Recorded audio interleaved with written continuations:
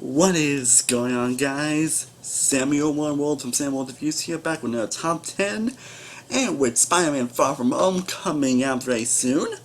I think it's time to look back at Spider-Man, and today I will be discussing my top 10 favorite moments from the Sam Raimi Spider-Man trilogy.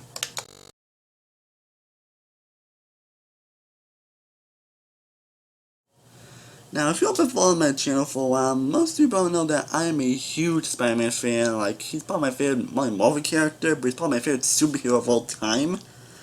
That's because of how real and relatable he is. I did mention before that a lot of times that I got a lot of characters that are very real and relatable. And Spider-Man is basically the definition of real and relatable. He's not really like a big playboy or a big strong man. He's just a regular kid who just happens to be bit by a spider. And he deals with a lot of like typical everyday problems. And that's what makes his character really great and really likable and fun and enjoyable to watch. And it makes you, and Walter goes through makes you really care about him. And the first two movies at least really exemplified all of that. Like, the first movie was my introduction to this character, and I pretty much fell in love with him ever since. And so yeah, I figured Far From Home coming soon, I figured I'd look back at more of the previous Spider-Man movies and touch on my favorite moments of the Sam Raimi Spider-Man trilogy. Even though the one not isn't the greatest, and it's definitely not as bad as but it definitely still isn't good. There are some good elements to it. But the first two movies are truly fantastic. So I hope you all enjoyed this list. If you let me know what would be your favorite moments in the Sam Raimi Spider-Man trilogy in the comment section down below. Also, there were a lot of great moments that I actually remember so actually this wasn't actually the easiest so bear with me honestly, but enough being on the bush, let's get started with the list. List number 10 is basically every Peter and Jane Jonah Jameson interaction now. I knew when making this list, I knew I had to put at least like one moment with J. Jonah Jameson. I mean, let's face it, J. Jonah Jameson has been with the reason why these films are so great. Like, even Spider-Man 3, and this guy, J.K. Simmons pretty much nails everything that makes J. Jonah Jameson so hilarious and so out there. Like, pretty much every interaction he has with Peter is definitely the highlights of most of these movies. So I knew I had to pick at least one interaction or one signature moment. But honestly, I couldn't pick, so I may be cheating a little bit here, but this way I'm going to put like every interaction that they ever had, because, I mean, I thought the lines that J. Jonah says, like, you serious? Like, there are a lot more lines I can really say, but he has so many quotable lines that were so hilarious, charming, and J.K. Simmons just pretty much nails it. So, I don't know if I'm cheating a little bit here, but pretty much every interaction they had, like, I couldn't pick just a single interaction, honestly, because it also wasn't pretty difficult, so I'm gonna hope I'm cheating, but every interaction between them is pretty much what is starting this list, so J.K. Simmons, you're awesome. At number 9, we have the bridge showdown from the original Spider-Man. Man, this is definitely a great action sequence. Like, the Raimi movies are definitely, I've known for having some good action in this movie, honestly, so it's great. They really take advantage of a lot of what they can do, and this is no exception. Like, and it's still a very tense sequence, especially when Green Goblin forces him to choose between his girl Mary Jane or save his bunch of citizens. And Spider-Man enters just try to save both, and it's kind of still tense actually. It's a very tense and enjoyable sequence.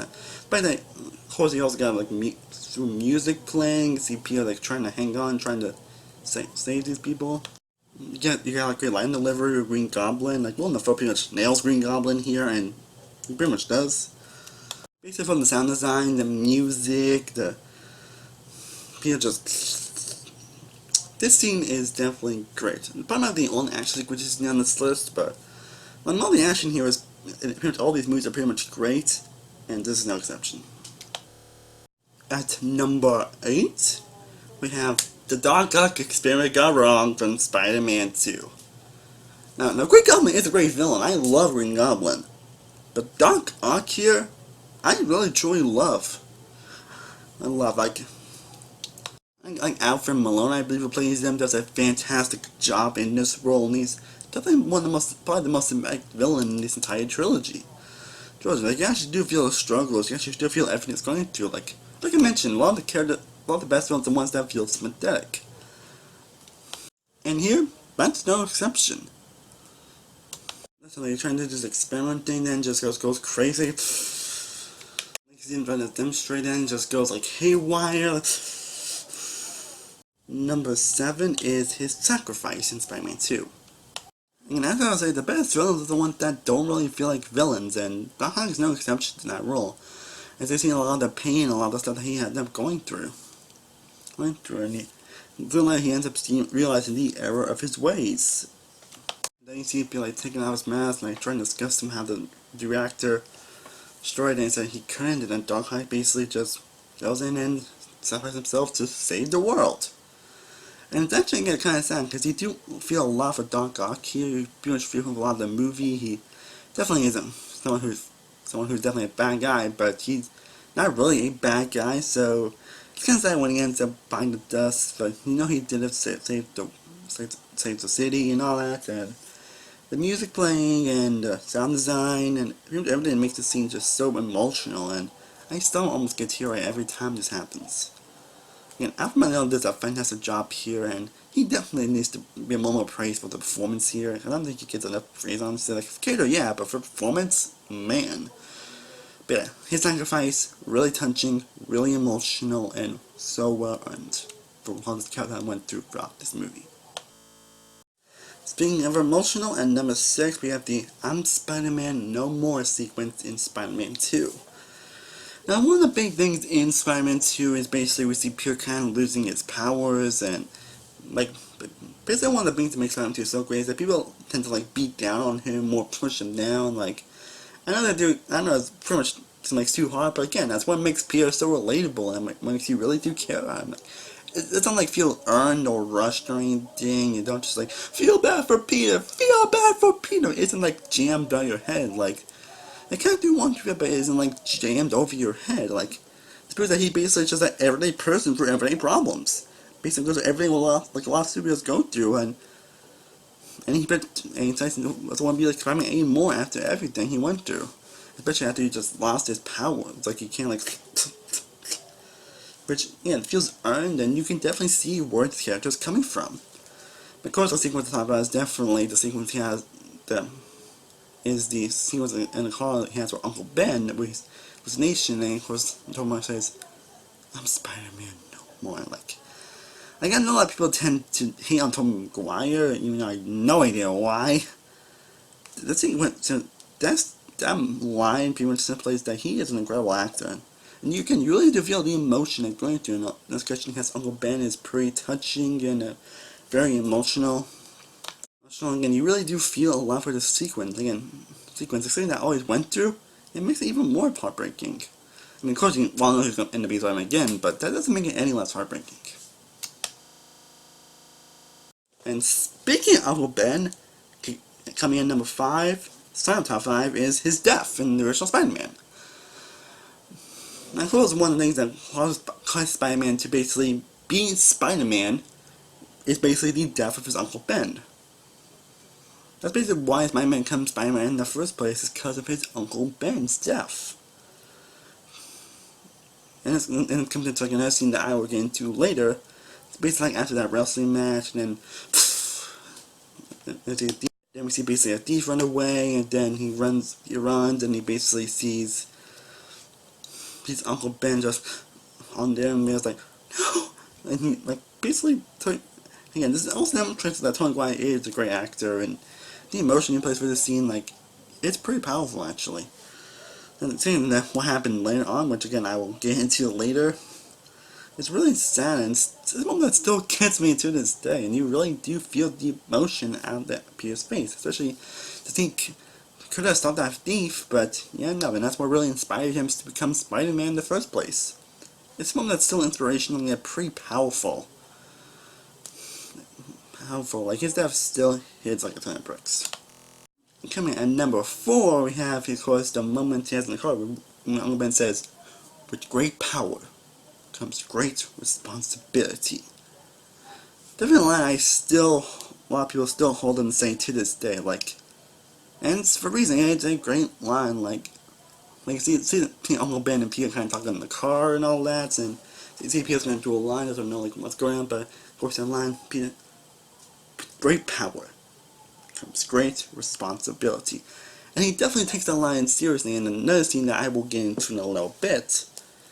But he's that delivered, like he says, like, Cliff Lobson does a great job when he had to do Uncle Ben, and that line in general is pretty much great, and it's a very powerful line, and it's even more impactful when you realize that he kind of takes it to heart in another scene, which again I'll get into later, where it's a scene that's still impactful, still emotional, and it's definitely still inspiring, and line that pretty much he goes by throughout this movie, and even for the next movie, and even the other movies. At number 3, we have Peter telling MJ he doesn't love her from the original Spider-Man. Oh man. As I said before, with great power comes great responsibility, and in this scene, Peter takes it to heart. When MJ basically tells her that she's loved her, which is something that Peter always wanted to hear, and he's always been loving MJ, Peter just tells her that he doesn't love her, it feels the same. Which, Peter doesn't want that, but... And this proves that he really took that line to heart, and he took everything that went through to heart. And he did it to protect the girl he loves, You know how much he wants to be with her, like one of the best aspects of this movie is definitely the chemistry between Peter and MJ. Like, I never really got the hate for MJ as a character, honestly. Like, I don't like put that nail on her, and if you do, that's fine, but for me, I just not got it, honestly. Like, she's definitely one of the better love interests coming out of superhero movies, super love interests can be very hit or miss, as one of the misses, they could basically be just there to romance the main character, but when they hit, they could be actually multi-layered, multi-dimensional, and likable character. And Emperor's no exception. I mean, she pretty much lives in an abusive household, she does a lot about her job and all that, she basically is Harry, like, she's an actual character here. And her chemistry chance from McGuire is fantastic. Like, you really do feel the chemistry between these two actors. And so when Peter tells Andrew that I doesn't love him, doesn't feel the same, like, it's pretty heartbreaking, especially when you know that Peter doesn't want to say it. Like this is pretty much the pure definition of character growth. Like, honestly, if it was him, honestly, if she was saying that around earlier in the movie, people were like, I love you too. But after everything that happened, Peter kind of learned everything he went through and tried to not say it to protect her. Like, that is character growth, like, that is just the pure definition of character growth here, and that's why the scene is still emotional and incredibly impactful. And we get to another impactful scene in number 2, and that is Peter's confession to Aunt May in Spider-Man 2. Yeah, a lot of people tend to not really like this scene, really, because, and honestly, I don't get why, honestly, like, it kind of makes sense, honestly, like, basically what happens in this moment is that basically, Peter decides to confess to Aunt May that he might have been responsible for his Uncle Ben's death, like, there's a thief that came and he could have stopped it, but he didn't. And after that, Aunt May just walks away, not saying anything. A lot of people say, now that's cold, like, what would you say if you were told that someone was the cause of someone's death? Like, what would you say? I mean, just definitely like more forgiving later on, but like, how would you react if that happened? If someone told you down, honestly, and that honestly makes sense why she did that. Like, I mean, like, it kind of makes sense why she had to just walk away saying nothing, because she doesn't know what to feel about everything, what's said, and the fact that she didn't say so now, whatever, just. Like, it's a pretty impactful sequence, like the music playing, the sound design, and Tony White's line delivery makes the scene still an impactful and emotional punch. Some people tend to like this scene because they think that Aunt May is just a cold bitch, honestly. I don't get that at all, honestly. Honestly, this is a pretty emotional scene. I still get a lot of feels every time I rewatch Spider-Man 2. And for good reason. Now, I still have number 1 to get to, but before we do get to my number 1, let's get into 10 honorable mentions. Some moments that are still great, still fantastic, just barely missed the list. It's on, other than my last one, is on in any particular order, and they are as followed. The split personality scene from the original Spider-Man, Peter vs. Flash from Spider-Man, the hospital scare scene with Doc Ock for Spider-Man 2, costume montage from the original Spider-Man, the wrestling match, Green Goblin Brawl and the Upside Down Kiss from the original Spider-Man. The Peter and MJ kiss near the end from Spider-Man 2. The identity reveal to Harry where Harry finds out that Peter is Spider-Man from Spider-Man 2. And actually the moment that just missed my list. The Same Man Rises sequence from Spider-Man 3. Yeah, say what you will about that movie, you gotta have that night, that sequence is just fantastic. And my number one favorite moment in the Raimi trilogy is the freaking train sequence in Spider-Man 2. Like, what a moment would it be, honestly? Like, I'm sorry I said like that, but seriously, I'm sure there's a moment you clicked on this video most, you know, it is gonna be the train sequence in Spider-Man 2, and I kinda didn't want it to be, honestly, because I didn't want to be predictable, like it kinda mentioned in my SpongeBob review top list, but honestly, there's reasons why this moment is so iconic and so loved and so fantastic, because it is definitely one of the best action, if not probably the best superhero action sequences of all time. Like, this moment is just freaking amazing, it's tense, it's incredibly well directed, the sound design here is just phenomenal, it's some of the best sound design ever. The music, the intensity, Tom McGuire and Doc Ock, and also seems like Peter just going to because Web's like trying to stop the train, like that's it, like still gets me, that moment still like gives me goosebumps to this day. Like basically everything about the sequence is amazing. Like you all know how amazing it is, so I don't think I need to go into much detail, but this is definitely an incredible sequence, definitely probably one if not the best superhero action sequence of all time. Infinite reason, and all the reasons is why this sequence is my favorite moment in the entire Sam Raimi Spider-Man trilogy. Well guys, I hope you enjoyed me discussing my 10 favorite moments from the original Sam Raimi Spider-Man trilogy. And feel free to let me know what would be your favorite moments of this trilogy in the comment section down below. The any moments I don't talk about, whatever, like, again, this wasn't easy, so bear with me, but if you let me know what would be yours comments down below, and also feel free to let me know any other, like, best moments, would be, like, it could be from a single movie, it could be, like, a franchise, it could be from, like, a TV show or a video game. I'll have to take any suggestions comment section down below, and if you want to collab on any of these lists, feel free to let me know also in comments, or message me on any of my social media sites. As always, thank you so much for watching. I truly do appreciate it. If you haven't already, be sure to like this video, be sure to share, be sure to subscribe, be sure to follow all of my social media sites that are all in the description down below. I am Stardust-oneworldreviews from Stardust-oneworldreviews. I will see you next time, and as always, stay cooler, everybody. Peace.